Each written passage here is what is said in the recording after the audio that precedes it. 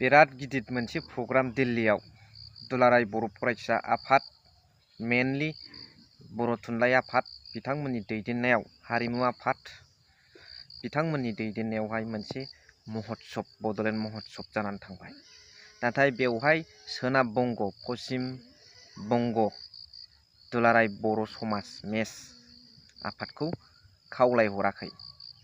बे सोनाब बंग बर' समाज आफादा दिनै जोबोद दुखु मोननाय फोरमायदों बिथांमोनखौ लेंहरैनि थाखाय।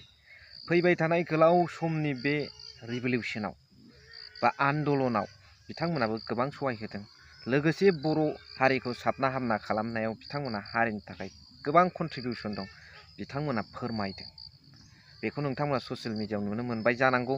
नाथाय आं बेखौ बे भिडिअ क्लिपखौ होनो हाला, मानो होनबा बाव मिउजिक दंदेरो, बेयाव अनेक खोथा फैयो इउटुब सालायनायाबो, बेनि थाखाय सरि। दा बेजों लोगोसे जे प्रमद बर' सार आरो दिपेन बर' सारनि एगेन्स्टआव खोथा बुंबानो सोरबा सोरबा सुबुंफ्रा बा दैदेनगिरिफ्रा सिगांनि बादि थासारिखौ लाबोफिननो नागिरदों नामा, सिगांनि बादि असान्थि थासारिखौ हास्थायो नामा, सिगांनि बादि थै बोहैनायखौ नोंथांमोना लुबैयो नामा होननानै बुङो। आसा अब्ला बिथांमोना इन्डिपेन्डेन्ट, जेखि मावा बिथांमोनखौ जेबो बुंनो मोना। Hello' everyone, one second welcome back to the channel. दिनैनि गोदान भिडिअ नोंथां बयखौबो गोसो गोथारै बरायदों, लोगोसे आसा खालामो इसोरनि अननायाव नोंथां बयबो मोजां दं।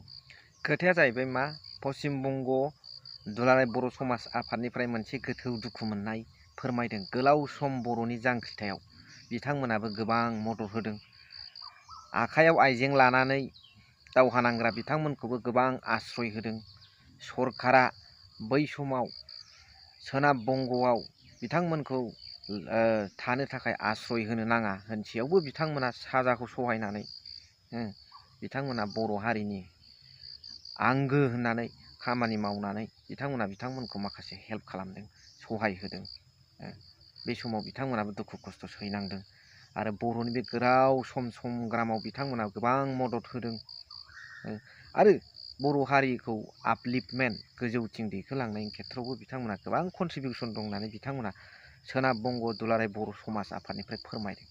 नाथाय दुखुनि खोथाया बेल'नो, बिथांमोनखौ जेबो स्टिक हरनाय जायाखिसै बड'लेण्ड महोत्सबआव। निउ दिल्लीयाव खुंजानाय बड'लेण्ड महोत्सबआव जेबो बिथांमोननो स्टिक हरनाय जायासै। बिनि सायाव नोंथांमोना मा सानो? मोनसे खोथाया बे, सोनाब बंगआनो जा नेपाल हादरानो जा दुलाराय बर' फरायसा आफादनि बे बडि फरमेसन सिस्टेमा, बेवहाय जेसेबां आंनाव नलेज दं बेखौ बुंनो नागिरदों। इउनिट, आनसलिक, डिस्ट्रिक्ट, बेनिफ्राय सेन्ट्रेल मिरु थाहैयो, स्टेट कमिटि थाया।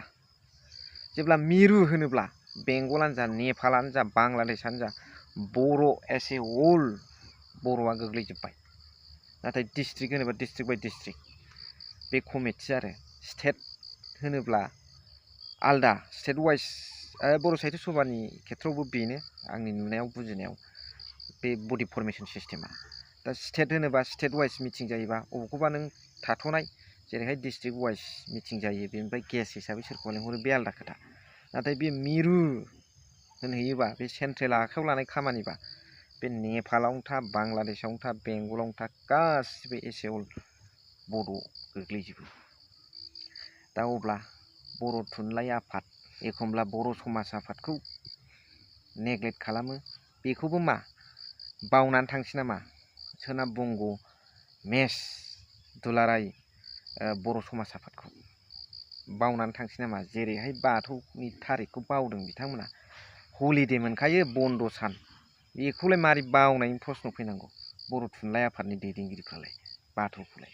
लोगोसे बे सोनाब बंगआव जे मोनसे बर' समाज आफाद दं, बेखौ नोंथांमोना मारै बावनानै थांखो? जे जरायाव मोनसे समाव बिथांमोननिफ्रायनो आश्रय लाबोदोंमोन जों एस ए होल बड' हिसाबै जौगानायनि खेथ्रआव, जांख्रिथायनि खेथ्रआव।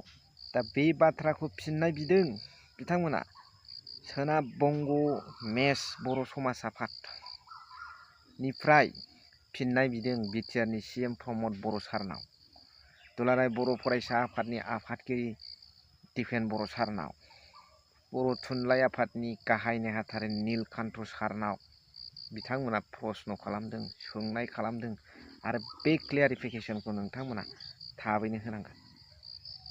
आं सानो थाबैनो हो, अब्ला मोजां जायो। जोंनो नांगौ हमथालायनानै खौसेयै गसंथालांनाय, माखौबा नासयलायनायखौ जोंनो नाङा। आरो जुदि सोरनिबा लिडारशिपनि आमोलाव बेबादि जादोंबा, बेबादि लिडारखौ जों बर' रायजो राजा खुनु मानिनानै लानांगौ गैया। बेबादिखौ थाब चेन्ज खालामनांगौ। एसेनोसै, नोंथांमोना मा सानो कमेन्टनि गेजेरजों फोरमाय। Thank you for watching. Love U.